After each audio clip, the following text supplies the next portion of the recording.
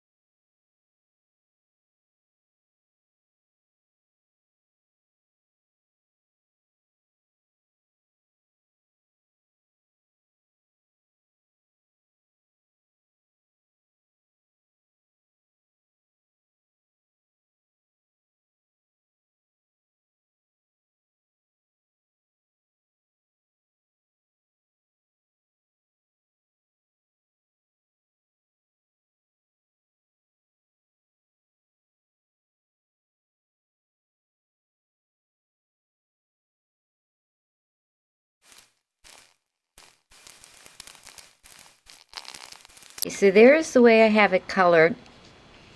And I use my Copic markers and my Distress inks. Now I have to fold it. Now I folded a couple of them and I folded the sides in, and I really didn't like the way that worked out. So, you know, and then this one I ended up taking out the, see how I have all those folds, and I just didn't like the way that worked out. This one's probably going to go in my art journal. I won't throw it away. But anyway, so what I did next was I took the liner like this and put it on the other side. And first I scored it all. So this one I scored at 3, I think this one might be a little bit different. 3 1/4, 3 1/4, and then 7 inches. And so what I did is I decided to let this be my guide for folding the underneath part. So I put a little bit of tape here, just a little, you know, just something to hold it. See, this is the one I took out of the other one. So this little piece of tape is for the person to seal it if they want. And then I am going to score this. This is already scored. So I want to score this one to make sure it's straight. So this one I scored at 7 inches. I'm just going to fold that up like this. Now the other ones, the one I didn't like, the first ones I did, I folded this all in, and I didn't like that. You know, like when you're doing a project, as you do it, you get better, you get a better idea. So I got a better idea, and I like this better. So I just folded this up like this to put the liner in. So the liner's all in. Now I just, the way I'm going to finish it off is just take my score tape and run it along inside here. I'm going to do the short side, and that was something else I learned. Then you don't have extra tape. So I'm just going to pull that there. And this score tape, Express It is what it's called.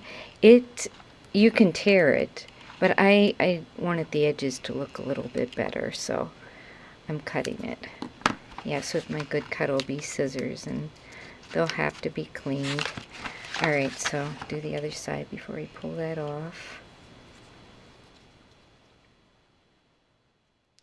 When I was coloring, you could see that, you know, sometimes things would bleed, and then I would just use that to create an edge. I really like coloring with my Copic markers. You kind of don't, you know, you can blend and do all kinds of things, and it's like you learn so much about coloring. I started with the medium color, and then the darkest color, and then the lightest color to pull it all together.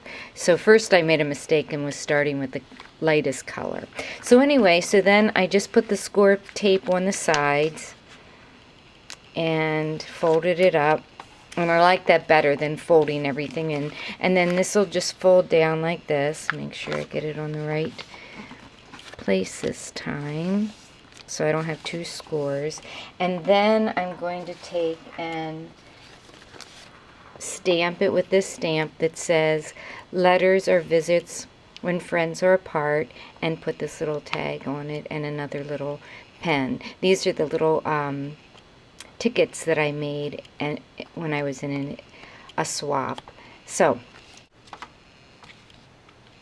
okay, so here is my finished mail art envelope. I stamped Pony Express on there, and it was from a Close to My Heart set, a very old one called Storytime Caps, and I just put them on a block like this and stamped them with Stampin' Up's Crumb Cake, I think is what it was. No, Soft Suede. And then on the back I put one of the tickets that I made for another swap, and this little part here that says letters or visits when friends are apart. And so the inside looks like this. I punched a little hole here. I put a little of that tape here so that if someone wanted to use it, there would be some sticky on it. So it's lined and distressed, and that's the way mine look.